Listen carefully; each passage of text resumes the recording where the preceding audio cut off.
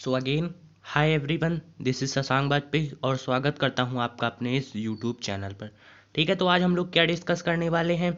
आज हम लोग जो चैप्टर नंबर टू है उसका क्या करेंगे, उसका क्विक रिवीजन देखने जा रहे हैं। ठीक है, तो अगर अभी तक आपने हमारा जो लेक्चर नंबर 1 था, जो केमिकल रिएक्शन एंड इक्वेशन का जो हमने क्विक रिवीजन देखा, अगर आप लोगों ने अभी तक उस वीडियो को नहीं देखा है तो उसे जाकर देख लीजिए, क्योंकि उसमें हम लोगों ने सिर्फ और सिर्फ थ्री स्लाइड में ही पूरा चैप्टर डिस्कस किया है। सिर्फ 3 स्लाइडों में ही पूरे चैप्टर को डिस्कस किया है। और उस चैप्टर के जो नोट्स हैं आपको वो डिस्क्रिप्शन में मिल जाएंगे। ठीक है, अगर अभी तक आप लोगों ने हमारे चैनल को सब्सक्राइब नहीं किया है, तो आज ही सब्सक्राइब कर लीजिए। ठीक है, क्योंकि हम लोग क्लास 10th की केमिस्ट्री को पूरी डिस्कस करने वाले हैं। इसके बाद हम लोग मेटल्स एंड नॉन मेटल का क्विक रिवीजन देखेंगे और उसके बाद फिर जो हमारा टॉपिक है, जो नेक्स्ट चैप्टर है कार्बन एंड इट्स कंपाउंड, उसे डिस्कस करने वाले हैं। ठीक है, तो देखते हैं इस चैप्टर में हमें क्या बताया गया। ठीक है, हमने जो चीज़ें पिक की हैं वो किसकी हैं, वो एनसीईआरटी बुक से हम लोगों ने उसे लिया है। ठीक है, जो हम लोग डिस्कस करने वाले हैं वो सिर्फ और सिर्फ एनसीईआरटी ही है। ठीक है, तो वीडियो ज़्यादा बड़ा ना हो, जल्दी से हम लोग इसे स्टार्ट करते हैं। ठीक है, तो क्या बताया गया, ध्यान से सुनिएगा। इसमें आपको बताया गया एसिड बेसेस एंड सॉल्ट के बारे में। क्या बताया गया, एसिड बेसेस एंड सॉल्ट के बारे में बताया गया। You have already know that acid are sour in test. आप लोग पहले से इस बात से फैमिलियर हैं कि जो एसिड होते हैं उनका टेस्ट क्या होता है, उनका टेस्ट कैसा होता है, सोर होता है। And change the colour of blue litmus to red. और जो ब्लू लिटमस होता है उसे किस कलर में चेंज कर देते हैं, उसे रेड कलर में चेंज कर देते हैं। Whereas bases are bitter and change the colour of red litmus to blue. और यहीं पर जो बेसिस होते हैं वो क्या करते हैं, उनका जो टेस्ट होता है वो बिटर होता है और रेड लिटमस को ब्लू में चेंज करते हैं। यहाँ तक सब कुछ क्लियर है। Litmus is a natural indicator. Litmus किस तरह का इंडिकेटर है, लिटमस एक प्राकृतिक इंडिकेटर है जो हमें प्रकृति ने दिया है। Turmeric is an another such indicator. और टर्मरिक भी एक इसी तरह का क्या है, इंडिकेटर है। इंडिकेटर क्या होते हैं, इंडिकेटर वो सब्सटेंस होते हैं जो हमें एसिड या बेस के बारे में जानकारी दें। वो हमें बताएं कि जो हमें सब्सटेंस दिया गया ये एसिडिक है, इसका नेचर जो है या एसिडिक है, या इसका नेचर जो है या बेसिक है। ठीक है, तो इंडिकेटर्स क्या होते हैं, इंडिकेटर्स वो सब्सटेंस होते हैं जो हमें बताते हैं कि गिवन सब्सटेंस एसिड है या बेस। ठीक है, तो अगले पॉइंट में क्या बताया गया, there are some substances whose odour changes in acidic और बेसिक मीडिया। उसके बाद फिर हमें बताया गया कि कुछ ऐसे भी सब्सटेंस होते हैं जो कि एसिडिक या बेसिक मीडिया पर आने पर एक स्मेल को प्रोड्यूस करते हैं। उनकी जो स्मेल है, ओडोर जो है उसकी स्मेल है वो क्या होती है, वो चेंज हो जाती है। ठीक है, समझ में आ रहा है यहाँ तक सभी को। अभी तक अगर आपने इस वीडियो को लाइक नहीं किया है तो तुरंत पहले लाइक कर दीजिए। ठीक है, उसके बाद क्या बताया गया, vanilla, onion and clove are used for olfactory indicators. जो वनीला होता है, वनीला शायद आप लोग जानते हो, जो हम लोग आइसक्रीम बनाते हैं उसमें डालते हैं ना, वनीला फ्लेवर डाल देते हैं ताकि उसकी स्मेल जो है और टेस्ट जो है वो अच्छा हो जाए। Onion and clove are use for olfactory indicators. इन्हें हम लोग किस तरह ऑल फैक्ट्री इंडिकेटर्स के रूप में प्रेजेंस यूज करते हैं। ठीक है, तो नेक्स्ट स्लाइड में क्या बताया गया, ध्यान से देखिएगा। उसके बाद आपसे बताया गया कि एसिड प्लस मेटल क्या देता है, एसिड प्लस मेटल हमें सॉल्ट एंड हाइड्रोजन गैस देता है। जब हमने किसी भी एसिड को मेटल के साथ रिएक्ट कराया तो हमें क्या मिला, हमें मिला सॉल्ट एंड हाइड्रोजन गैस। ठीक है, जैसे हम लोगों ने एक रिएक्शन से समझने की कोशिश की, जब हमने 2 टाइम्स ऑफ NaOH को जिंक के साथ रिएक्ट करा दिया तो हमें क्या मिला, Na2ZnO2 प्लस H2 मिला, Na2ZnO2 प्लस H2 मिला। ठीक है, यहाँ तक सब कुछ आसानी से आप लोगों को समझ में आ रहा होगा। एसिड प्लस मेटल क्या बनाएगा, सॉल्ट और हाइड्रोजन गैस को बनाएगा। ठीक है, ये जो रिएक्शन है ये कैसी है, ये मोस्ट इंपॉर्टेंट रिएक्शन है। ये मान के लीजिए, ये मोस्ट इंपॉर्टेंट की कैटेगरी में इस रिएक्शन को डाल दीजिए।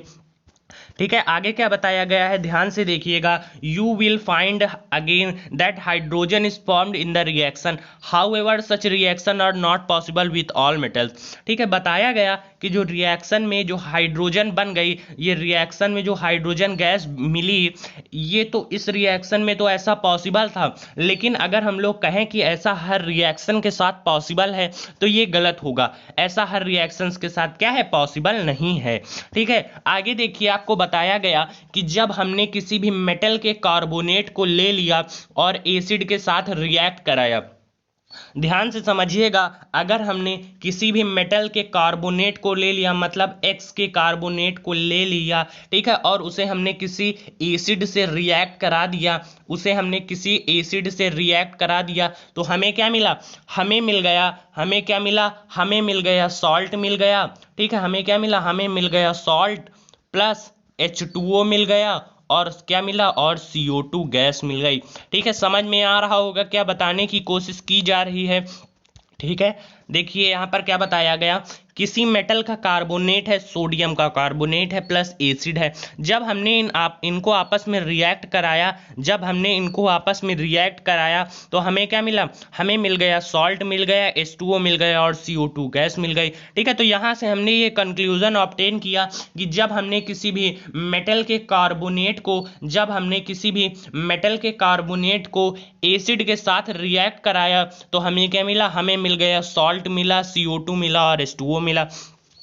ठीक है, और यही सेम बात तब भी होगी जब हमने मेटल के हाइड्रोजन कार्बोनेट को ले लिया, मतलब जब हमने मेटल के कार्बोनेट को एसिड के साथ रिएक्ट कराया तो सेम प्रोडक्ट बना, और जब हमने मेटल के हाइड्रोजन कार्बोनेट को एसिड के साथ रिएक्ट कराया तो हमें क्या मिला, हमें सेम प्रोडक्ट मिला। ठीक है, तो यहां तक बातें सब कुछ आपको समझ में आ रही होंगी, सब कुछ आसानी से आपको समझ में आ रहा है, यहाँ पर सब कुछ आसानी से आप लोगों को आ रहा है। आगे देखिए क्या बताया गया है, जब आप लोगों ने कार्बन डाइऑक्साइड गैस को लाइम वाटर से पास्ड कराया, CaOH के होल ट्वाइस से पास्ड कराया, इसे हम लोग क्या बोलेंगे, इसे हम लोग बोलेंगे लाइम वाटर है। ठीक है, CaO को क्या बोलेंगे, क्विकलाइम है, CaO को क्या बोलेंगे, क्विकलाइम है। कैल्शियम ऑक्साइड, इसे क्या बोलेंगे, कैल्शियम हाइड्रोक्साइड। ठीक है, बताया गया कि जब आपने CaOH के होल ट्वाइस से CO2 को पास कराया तो आपको क्या मिला, CaCO3 मिला प्लस H2O मिला, कैल्शियम कार्बोनेट मिला जो कि एक वाइट प्रिसिपिटेट है, और क्या मिला, H2O मिल गया, H2O मिल गया। ठीक है, उसके बाद फिर आपसे बताया गया on passing excess of carbon dioxide, जब आपने इससे एक्सेस ऑफ कार्बन डाइऑक्साइड को पास कराया, एक्सेस ऑफ कार्बन डाइऑक्साइड को पास कराया। ठीक है, जो कार्बन डाइऑक्साइड का अमाउंट है वो कैसा है, वो एक्सेस में है। ठीक है, तो आपको क्या मिला, आपको मिल गया कैल्शियम हाइड्रोजन कार्बोनेट। इस रिएक्शन को, इन दोनों रिएक्शन को अच्छे से रट लीजिए, इन दोनों रिएक्शंस को क्या करिए, अच्छे से रट लीजिए। ठीक है, यहां तक ये जो नीचे लिखा है इनको आप अच्छे से रट लीजिए, क्योंकि सेम रिएक्शन आपको मिलेंगी, बताया जाएगा। ये एक ऐसा सब्सटेंस बताइए जब उससे कार्बन डाइऑक्साइड गैस को पास कराया जाता है तो आपको क्या मिलता है, एक प्रिसिपिटेट मिलता है, और जब आपने एक्सेस ऑफ कार्बन डाइऑक्साइड को पास कराया तो फिर क्या होता है, आपको एक ऐसा सब्सटेंस मिलता है जो कि वाटर में इनसॉल्युबल होता है, वाटर में सॉल्युबल होता है, वाटर में कैसा होता है, सॉल्युबल होता है। ठीक है, तो इन रिएक्शन को याद कर लीजिए, अच्छे से याद कर लीजिए, सेम रिएक्शन मिलेंगी। आगे क्या बताया गया है, ध्यान से सुनिएगा। Limestone, chalk and marble are different forms of calcium carbonate. जो लाइमस्टोन है, जो चाक है, जो लाइमस्टोन और चाक है, ये क्या है, ये कार्बन के ये डिफरेंट फॉर्म है कैल्शियम कार्बोनेट के, कैल्शियम कार्बोनेट के CaCO3 के डिफरेंट क्या है, फॉर्म्स हैं। ठीक है, क्योंकि जो लाइमस्टोन है, जो चाक है और जो मार्बल है, इन सभी में कैल्शियम कार्बोनेट प्रेजेंट होता है। ठीक है, समझ में आ रहा होगा आप लोगों को। all metal carbonate and hydrogen carbonate react with acid to give corresponding salt, carbon dioxide and water। ठीक है, वही चीज आपको बताया गया जो हमने आपको बताया कि जब आपने किसी भी मेटल के कार्बोनेट को या मेटल के हाइड्रोजन कार्बोनेट को एसिड के साथ रिएक्ट कराया तो आपको क्या मिला, आपको मिल गया सॉल्ट मिल गया, उस मेटल का सॉल्ट मिल गया, करस्पॉन्डिंग कार्बन डाइऑक्साइड गैस मिल गई और वाटर मिल गया। ठीक है, उसके बाद फिर क्या बताया गया है कि जो इस रिएक्शन है इसे हम लोग कैसे बताएंगे, तो बताया गया metal carbonate oblique metal hydrogen carbonate plus acid give salt CO2 plus H2O। रट लीजिए, ठीक है, इसे आप रट लेंगे। उसके बाद फिर आपको क्या पहले बताया गया था, एसिड प्लस मेटल क्या होता है, acid plus metal salt and hydrogen gas बनाता है। ठीक है, how do acid and bases react which each other. जो एसिड होते हैं, जो एसिड और बेस होते हैं, ये आपस में कैसे रिएक्ट करते हैं। ज़्यादा से ज़्यादा लोगों को वीडियो को शेयर कर दीजिए। ये 6 बजे की यार लाइव क्लास है, ठीक है, सुबह लाइव क्लास नहीं हो पाई किन्हीं कारणवश, तो अब लाइव क्लास आपके लिए हम लोग लाए हैं कितने बजे, 6 PM पर ये लाइव क्लास हम लोग आपके लिए लाए हैं। ज़्यादा से ज़्यादा लोगों को इस वीडियो को शेयर कर दीजिए ताकि वो लोग भी कुछ अच्छा गेन कर सकें। उसके बाद फिर आपसे आगे बताया गया है the reaction between an acid and a base to give a salt and water is known as neutralization reaction। तो न्यूट्रलाइजेशन रिएक्शन की डिफिनेशन यहां से हमें मिल गई। क्या होता है neutralization reaction, a reaction between an acid और a base to give a salt and water is known as the neutralization reaction.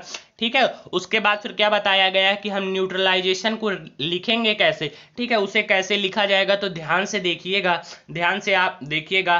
ठीक है, उसके बाद फिर क्या बताया गया है, जो मेटल का ऑक्साइड होता है, जो मेटल का ऑक्साइड होता है वो किस नेचर का होता है, वो बेसिक नेचर का होता है ना। जो मेटल का ऑक्साइड होता है वो बेसिक नेचर का होता है, हमें पता है ये बातें। तो मतलब जो बेसिक नेचर का हुआ, मतलब ये किस नेचर का हो गया, ये हो गया बेसिक। ठीक है, ध्यान से देखिएगा, बेसिक हो गया और ये एसिड में हो गया, मतलब एसिड और बेस की यहाँ पर रिएक्शन होगी और क्या मिला, और मिल गया सॉल्ट एंड वाटर। ठीक है, इसी तरह हम क्या कह सकते हैं, इसी तरह हम कह सकते हैं कि मान लीजिए अगर हमने यहाँ पर बेस के ऑक्साइड को ले लिया, फिर हमने यहाँ पर एसिड की जगह हम बेस को ले लेंगे, सॉरी मेटल के ऑक्साइड की जगह अगर हमने यहाँ पर नॉन मेटल का ऑक्साइड ले लिया, अगर हमने नॉन मेटल का जो ऑक्साइड है उसे ले लिया, ठीक है, और उसे किसके साथ रिएक्ट करा दिया, उसे हमने बेस के साथ रिएक्ट करा दिया, तो हमें क्या मिलेगा, हमें फिर से सॉल्ट एंड वाटर मिल जाएगा। क्योंकि जो नॉन मेटल का ऑक्साइड है, जो नॉन मेटल का ऑक्साइड है वो किस नेचर का होता है, वो एसिडिक नेचर का होता है। ध्यान से सुनिएगा, फिर से आपको बता रहे हैं, जितने भी मेटल के ऑक्साइड होते हैं, जितने भी मेटल के ऑक्साइड होते हैं वो किस नेचर के होते हैं। ध्यान से सुनिएगा, जितने भी मेटल के ऑक्साइड होते हैं ये किस नेचर के होते हैं, ये बेसिक नेचर के होते हैं। मेटल के ऑक्साइड बेसिक नेचर के होते हैं, मतलब नॉन मेटल के ऑक्साइड किस नेचर के होंगे, नॉन मेटल के ऑक्साइड एसिडिक नेचर के होंगे। ठीक है, यहां तक आप लोगों को सब समझ में आ रहा होगा। Since metal oxide react with acid to give salt and water similar to the reaction of a base with an acid, metallic oxide are said to be as basic oxide. वही बताया गया है, जो मेटेलिक ऑक्साइड है, जो metallic oxide है उसे हम क्या बोलते हैं, उसे हम कहते हैं कि ये तो भाई बेसिक ऑक्साइड है। मेटेलिक ऑक्साइड मतलब मेटल के जो ऑक्साइड होते हैं वो बेसिक नेचर के होते हैं। सब कुछ आपको समझ में आ रहा होगा, यहां तक कुछ नया नहीं बताया गया है। ठीक है, हम लोग क्या डिस्कस कर रहे हैं, हम लोग हर एक चैप्टर जिनको हम लोगों ने पढ़ लिया है उसका सिर्फ और सिर्फ अभी क्विक रिवीजन देख रहे हैं। मेटल एंड नॉन मेटल को कंप्लीट करने के बाद, मेटल एंड नॉन मेटल को कंप्लीट करने के बाद हम लोग क्या डिस्कस करेंगे, हम लोग फिर से एक क्विज को देखने वाले हैं, फिर से एक क्विज को देखने वाले हैं। ठीक है, उसके बाद फिर आपसे क्या बताया गया, ध्यान से देखिएगा, बताया गया the electric current is carried through solution bye ions. अगर कोई सोल्यूशन है, अगर कोई सोल्यूशन है तो हम कैसे बताएंगे कि ये इलेक्ट्रिसिटी को कैरी कर रहा है, तो किसके कारण होगा, वो सिर्फ और सिर्फ आयंस की प्रेजेंस के लिए होगा। अगर किसी सब्सटेंस में, किसी सोल्यूशन में आयंस है तभी इलेक्ट्रिसिटी का कंडक्शन पॉसिबल होता है।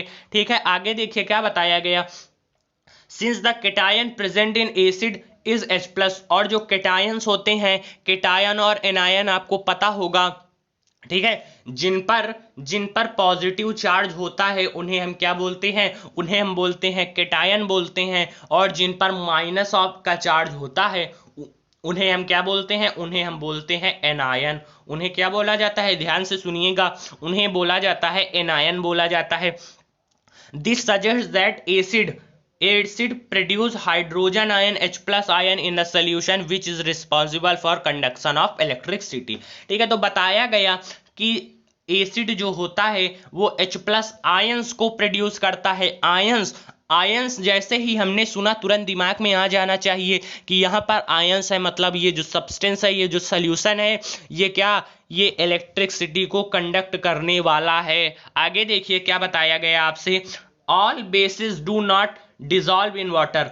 All basis do not dissolve in water, जितने भी बेस होते हैं वो वाटर में डिजॉल्व नहीं होते।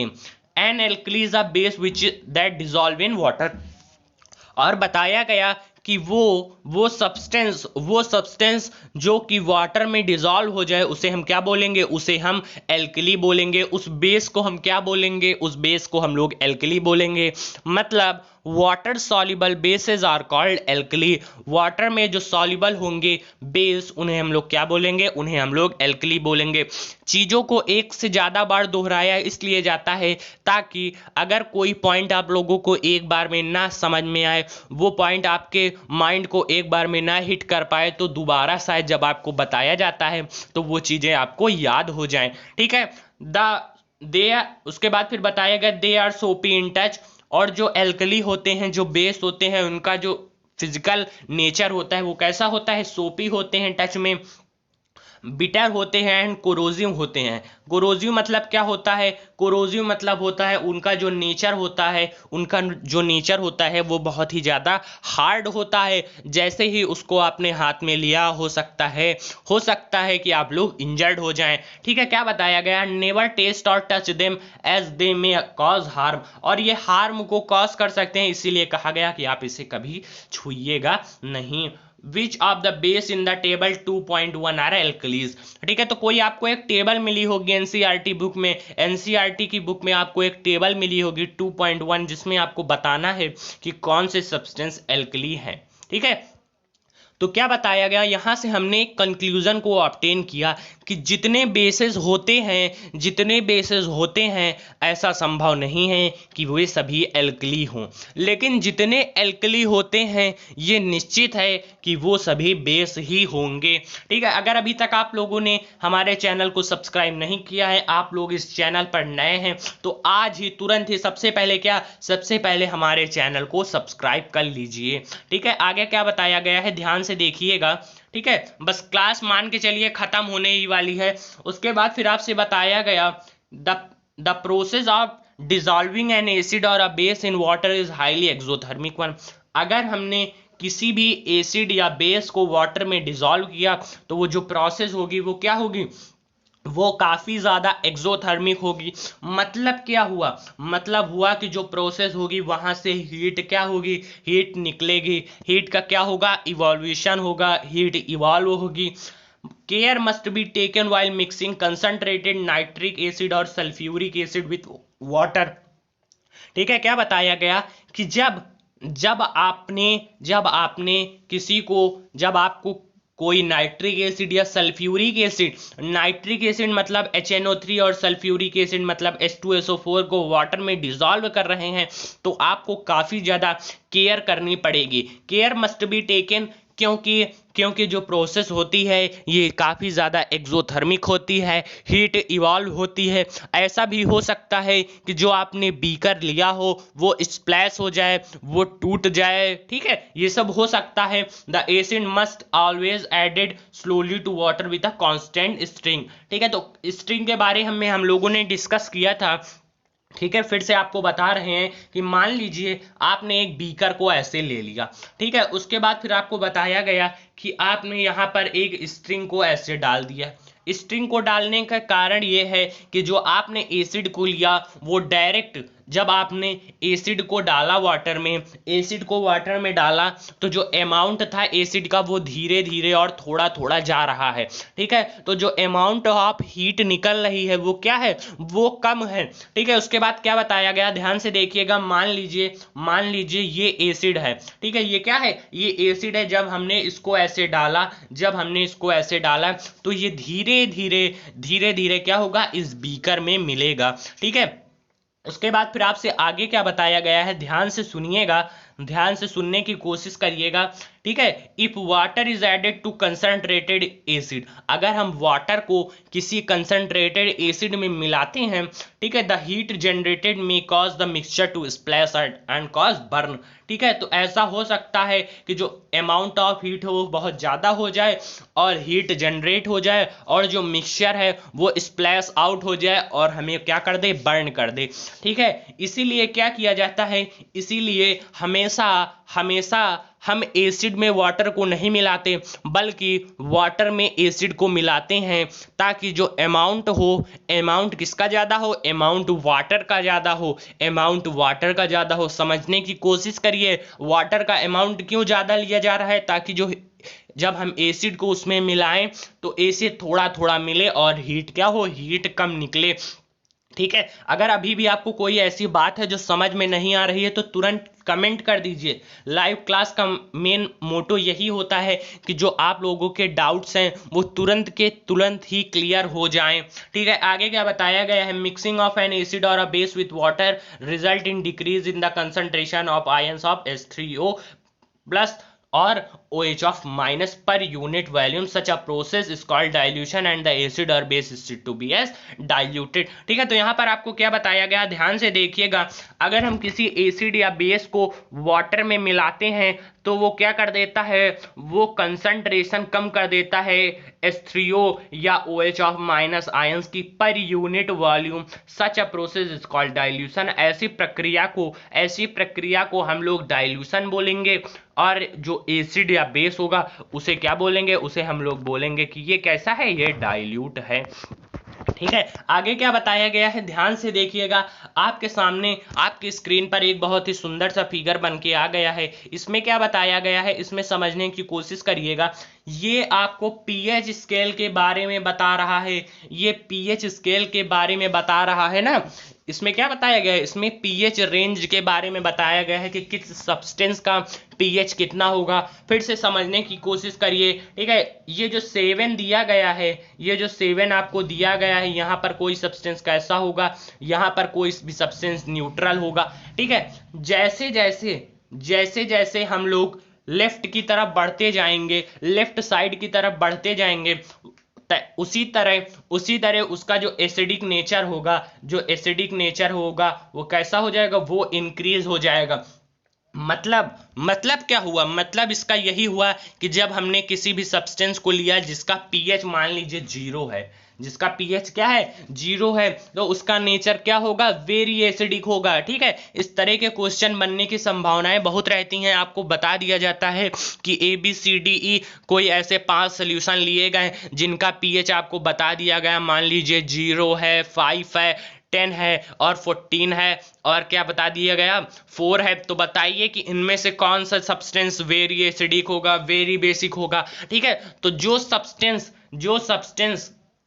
का पीएच 14 होगा, जिस सब्सटेंस का पीएच 14 होगा वो क्या होगा, वो वेरी बेसिक होगा। और जिस सब्सटेंस का पीएच 0 होगा उसका नेचर क्या होगा, वेरी एसिडिक होगा, ठीक है। समझ में आ रहा होगा आप लोगों को, ठीक है। उसके बाद फिर क्या बताया गया कि प्योर वाटर या ब्लड का 7.4 पीएच होता है, लेमन जूस का 2.2 होता है, गैस्ट्रिक जूस जो कि स्टमक में निकलते हैं जिसे हम लोग HCl बोलते हैं, उसका पीएच कितना होता है, 1.2 होता है। मिल्क ऑफ मैग्नीशिया MgOH का होल ट्वाइस, ठीक है। इसे हम लोग किस रूप में यूज करते हैं, एंटासिड के रूप में यूज करते हैं ना। उसके बाद फिर क्या बताया गया, जो कंसंट्रेटेड सोडियम हाइड्रोक्साइड सोल्यूशन है इसका पीएच कितना होता है, एग्जैक्ट 14 होता है।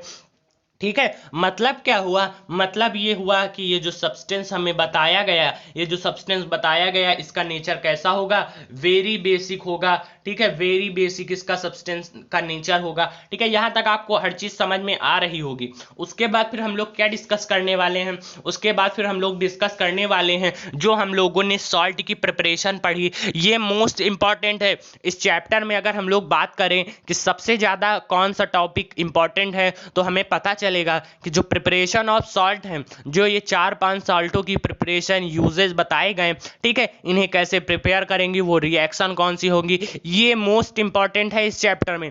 तो ध्यान से देखिएगा आपको क्या बताने की कोशिश की जा रही है। ठीक है, यहां पर आपको बताया गया सोडियम हाइड्रोक्साइड। क्या बताया गया, सोडियम हाइड्रोक्साइड, जिसे आप लोग NaOH बोलते हैं। ठीक है, NaOH बोलते हैं। ध्यान से सुनिएगा, इसमें क्या बताया गया, when electricity is passed through an aqueous solution of sodium chloride called brine. ठीक है, सोडियम क्लोराइड के एक्वस सॉल्यूशन को हम लोग क्या बोलेंगे, हम लोग बोलेंगे कि ये ब्राइन है। It decomposes to form sodium hydroxide. The process called chlor-alkali process because the product form is chlorine and alkali for sodium hydroxide. मतलब क्या हुआ, इस प्रोसेस को हम लोग क्लोर एल्कली प्रोसेस क्यों बोलते हैं, क्योंकि क्लोर मतलब हो गया हमें क्लोरीन मिल गया, और एल्कली मतलब होता है वाटर सॉल्युबल बेसेस, जो कि NaOH एक वाटर सॉल्युबल बेस है। इसलिए हमने क्या बोल दिया, इसलिए हमने बोल दिया कि ये क्लोर एल्कली प्रोसेस है। यहां पर आप लोगों को समझ में आ रहा होगा। ठीक है, यहां पर क्या होगा, ये जो एरो बना हुआ है, ये जो एरो बना हुआ है, यहां पर ऐसे इलेक्ट्रिसिटी का सिंबल होना चाहिए। ठीक है, ये जो एरो बना हुआ है छोटा सा, यहां पर क्या होना चाहिए, यहां पर ऐसे इलेक्ट्रिसिटी का सिंबल होना चाहिए। ठीक है, ये रिएक्शन आपको याद हो जानी चाहिए, वीडियो ज्यादा बड़ा ना हो, इसलिए जो इसके यूजेस हैं वो आप लोग NCERT बुक से याद कर लेंगे। ठीक है, उसमें कोई बहुत बड़ी बात नहीं है। आगे क्या बताया गया है, ध्यान से सुनिएगा।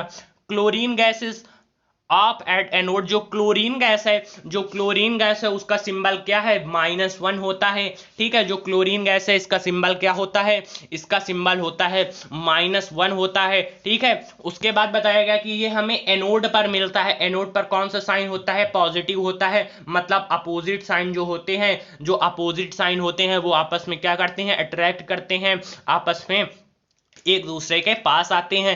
And the hydrogen gas at the cathode, जो कैथोड होता है, जो कैथोड पर कौन सा सिंबल होता है, माइनस होता है, और जो हाइड्रोजन होता है इस पर प्लस होता है। प्लस माइनस आपस में क्या करते हैं, अट्रैक्ट करते हैं। यहां तक आप लोगों को हर एक चीज समझ में आ रही होगी। Sodium hydroxide solution is formed near the cathode, the 3 products form in the process are useful. ठीक है, उसके बाद फिर क्या बताया गया है, ध्यान से सुनिएगा।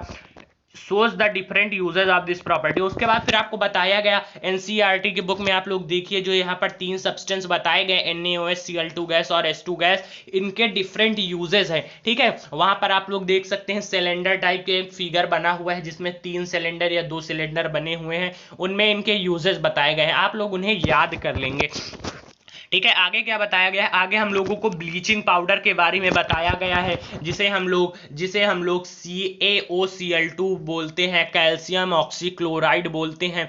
ठीक है, you have already know that the chlorine is produced during the electrolysis of aqueous solution of sodium chloride, जिसे हम लोग ब्राइन बोलते हैं। This chlorine gas is used for the manufacturing of bleaching powder. ठीक है, bleaching powder is produced by the action of chlorine on dry slaked lime, इसे हम लोग क्या बोलते हैं, इसे हम लोग स्लेक्ड लाइम बोलते हैं। Bleaching powder is represented as CaOCl2 through the actual composition is quite complex. ठीक है, इसका जो एक्चुअल कंपोजिशन है वो थोड़ा सा कॉम्प्लेक्स है, वो अभी हम लोगों के लेवल का नहीं है, इसलिए आपको एक सिंपल सा फॉर्मूला बता दिया गया, CaOCl2। जब आपने स्लेक्ड लाइम के थ्रू Cl2 गैस को पास कराया तो आपको क्या मिल गया, CaOCl2 और H2O मिल गया। ठीक है, समझ में आ रहा होगा यहां तक आप लोगों को चीजें। जब आपने CaOH के होल ट्वाइस Cl2 गैस को पास कराया तो आपको क्या मिला, CaOCl2, जिसे हमने बोला कैल्शियम ऑक्सीक्लोराइड और H2O मिल गया। ठीक है, आगे क्या बताया गया, आगे हम लोगों को बेकिंग सोडा के बारे में बताया गया है। आप लोग इस नाम से पहले से फैमिलियर होंगे। ठीक है, आप लोगों ने बेकिंग सोडा का नाम सुना होगा। ठीक है। The soda commonly use in the kitchen for making tasty crispy pakoras is baking soda. जो क्रिस्पी चीजें बनाई जाती हैं जैसे कुरकुरे उरकुरे बनाने में, पकौड़ाज बनाने में हम लोग किसका यूज करते हैं? बेकिंग सोडा का यूज करते हैं। Sometime it is added for faster cooking. मान लीजिए कभी आप लोगों को छोले जल्दी बनाने हैं, ठीक है, जो छोले की मटर होती है उसे फूलने में थोड़ा सा टाइम लगता है, तो आप लोग क्या करते हैं, मम्मी लोग क्या करती हैं, इसमें बेकिंग सोडा थोड़ा सा डाल देती हैं ताकि क्या हो, ये फास्ट हो जाए, ये जो प्रोसेस है, जो मटर फूलने की प्रोसेस है वो जल्दी हो जाए। The chemical name of the compound is sodium hydrogen carbonate. इस कंपाउंड का केमिकल नेम क्या है? Sodium hydrogen carbonate. ध्यान से देखिए, बीच में है Na को क्या बोलते हैं? सोडियम बोलते हैं, H को बोलते हैं हाइड्रोजन, और CO3 को कार्बोनेट बोलते हैं, सोडियम हाइड्रोजन कार्बोनेट। एक सिंपल सा फॉर्मूला मिल गया। आगे ध्यान से देखिए, it is produced using sodium chloride as one of the raw material. ठीक है, इसे हमने कैसे प्रोड्यूस किया? इसे हमने सोडियम क्लोराइड से की हेल्प से इसे हमने प्रोड्यूस किया। ध्यान से देखिएगा, जब आपने NaCl को H2O CO2 और NH3 से रिएक्ट कराया तो आपको क्या मिल गया? आपको मिल गया NH4Cl और NaHCO3, सोडियम हाइड्रोजन कार्बोनेट और अमोनियम क्लोराइड आपको मिल गया। ठीक है, अगर मैं गलत नहीं हूं तो ये रिएक्शन जो है, ये रिएक्शन हम लोग आज तीसरी से चौथी बार देखने जा रहे हैं। इस रिएक्शन को हम लोग काफ़ी पहले बार देख चुके हैं। ठीक है, जैसा कि जब हम लोगों ने इस चैप्टर को डिस्कस किया तब हम लोगों ने देखा, फिर एक वीडियो आपके लिए आया जिसमें हम लोगों ने सिर्फ और सिर्फ रिएक्शन पर डिस्कशन किया, हम लोगों ने उसे वहाँ पर देखा। और तीसरी बार इसे हम लोग फिर आज से देख रहे हैं ना, इसे तीसरी बार आज हम लोग देख रहे हैं, तो तीसरी बार देख रहे हैं तो ये जरूर होना चाहिए कि आप लोगों को ये रिएक्शन याद होनी चाहिए। आगे क्या बताया गया है? Another chemical that can be obtain from sodium chloride Na2CO3.10H2O washing soda. You have seen above the sodium carbonate can be obtained by heating baking soda. Recrystallization of sodium carbonate gives washing soda. It is also a basic salt. ये कैसा है? ये basic salt है जो Na2CO3 है। ध्यान से देखिएगा, जो Na2CO3 बताया गया, क्वेश्चन बन सकता है बोर्ड में कि इसका नेचर बेसिक क्यों होता है, क्योंकि हम लोग यहाँ पर देख सकते हैं, यहां पर कभी भी कोई सॉल्ट बनेगा तो कैसे बनेगा? पक्की सी बात है भाई, उसमें एसिड होगा और क्या होगा? बेस होगा। एसिड और बेस बनके सॉल्ट एंड वाटर बनाते हैं। ठीक है, तो इसमें कौन कौन से एसिड हैं? इसमें एक एसिड है H2CO3, एक एसिड इसमें मिलाया गया, H2CO3 एक एसिड मिलाया गया जो कि वीक एसिड है, जो कि क्या है? जो कि एक वीक एसिड है। और NaOH एक मिलाया गया, NaOH बेस मिलाया गया। आप लोगों को पता है NaOH क्या है? NaOH एक स्ट्रॉन्ग बेस है, NaOH एक स्ट्रॉन्ग बेस होता है। ठीक है, H2CO3 एक वीक एसिड होता है। जब हमने स्ट्रॉन्ग बेस और वीक एसिड को मिलाया तो जो हमें सॉल्ट मिला वो कैसा नेचर का मिलेगा? वो सॉल्ट जो हमें मिलेगा वो पक्का ही वो भाई बेसिक नेचर का होने वाला है। ठीक है, रिएक्शन याद कर लेंगे, कोई बहुत बड़ी बात नहीं है। जब आपने Na2CO3 को 10H2O of water of crystallization से रिएक्ट कराया तो आपको क्या मिला? Na2CO3.10H2O मिल गया। ठीक है, आगे क्या बताया गया है, ध्यान से सुनिएगा। प्लास्टर ऑफ पेरिस क्या होता है? जब आपने जिप्सम को 373 केल्विन या 100 डिग्री सेल्सियस पर रिएक्ट करा दिया तो it losses water molecules and becomes calcium sulphate hemihydrate CaSO4.12H2O बन गया। जिप्सम क्या होता है? जिप्सम होता है CaSO4.2H2O होता है जिप्सम ना। ये सब चीजें हम लोगों को पता है। जिप्सम क्या होता है? CaSO4.2H2O, और इसने 1/2 मॉलिक्यूल्स ऑफ वाटर को लॉस कर दिया और CaSO4.12H2O बना दिया, जिसे हम लोगों ने बोला calcium sulphate hemihydrate. It is called plaster of Paris the substance which doctors use for supporting fractured bone. ठीक है, आप लोगों को पता है कि इसका यूज किस में होता है? इसका डॉक्टर लोग यूज करते हैं, जो फ्रैक्चर्ड बोन हो जाती है उसे सपोर्ट देने में डॉक्टर्स इसका यूज करते हैं। ठीक है। उसके बाद क्या बताया गया, उसके बाद आप लोगों को एक रिएक्शन बताई गई, CaSO4 डॉट हाफ H2O को जब आपने 1/2 ऑफ H2O से मिलाया तो आपको क्या मिला, आपको जिप्सम मिल गया। ठीक है, आपको क्या मिला, आप लोगों को जिप्सम मिल गया। ठीक है, अगर अभी तक आप लोगों ने हमें अनअकैडमी पर फॉलो नहीं किया है, अनअकैडमी बन चुका है इंडिया का नंबर 1 लर्निंग प्लेटफॉर्म। अनअकैडमी क्या बन चुका है, अनअकैडमी बन चुका है इंडिया का नंबर 1 लर्निंग प्लेटफॉर्म। अगर आप लोगों ने अभी वहां पर हमें फॉलो नहीं किया है तो आज ही अनअकैडमी लर्निंग ऐप को डाउनलोड कीजिए और हमें वहां पर फॉलो करिए। ठीक है, और हम लोग क्लास 9th की, जो क्लास 9th है उसकी भी केमिस्ट्री डिस्कस कर रहे हैं। अगर आपके कोई रिलेटिव या भाई या बहन हो तो आप उन्हें भी इसके बारे में बताएं। अगर वो लोग केमिस्ट्री को पढ़ने में इंटरेस्ट हैं तो आप हमें कमेंट करिए, हम आपको उसके बारे में बताएंगे। ठीक है, तो ये क्लास यहीं तक। अगर आप लोगों ने अभी तक हमारे चैनल को सब्सक्राइब नहीं किया है, ठीक है, जो हमारा एम है 1K plus subscriber, 1K plus subscriber को जो हमारा एम है, आप लोग उसमें सहयोग करें। ठीक है, ज़्यादा से ज़्यादा लोगों से कहें कि इस चैनल को सब्सक्राइब करें। ठीक है, हम लोग आपके लिए इसी तरह के वीडियोस बनाते रहेंगे। और फिर से आपको बताना चाहते हैं कि ये वादा है हमारा कि अगर आपको पूरे केमिस्ट्री में मार्क्स ना दिलवा दिया तो फिर आप लोग हमें कहिएगा। बस आप लोगों को बस इतना ही करना है कि वीडियो को देखिए, पूरा देखिए, लाइव क्लास को बीच में ना छोड़िए और कुछ अच्छा गेन करिए। ठीक है, तो मिलते हैं आपसे नेक्स्ट लेक्चर में with the chapter number 3 that is metal and non metal with its quick revision.